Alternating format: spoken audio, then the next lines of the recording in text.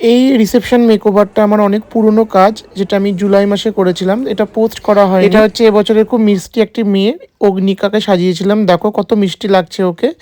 আর রিসেপশনের look এটা দিয়েছিলাম। ওর 3টে লুকে আমি করেছিলাম, বিয়ে, রিসেপশন আর হালদিটা। আর ওর ভিডিওর একটা ব্লগ বানিয়েছিলাম। ব্লগটা কোনো কারণবশত আমার ফোল্ডার থেকে ডিলিট হয়ে গেছে। ওই ব্লগটা আমি পোস্ট করতাম, কিন্তু কি বলবো, মানে আমার খুব খারাপও লেগেছে। বাট দেখো আজকে ওকে কেমন লাগছে তোমরা জানাও। এটা হচ্ছে অগ্নিকা রিসেপশন লুক। ব্লগটা পোস্ট করতাম, ব্লগটা করে আমি রেখে দিয়েছিলাম, বাট ওটা ডিলিট হয়ে গেছিলো ব্লগটা কোনো কারণবশত। তো অগ্নিকাকে কেমন লাগছে তোমরা অবশ্যই জানিও।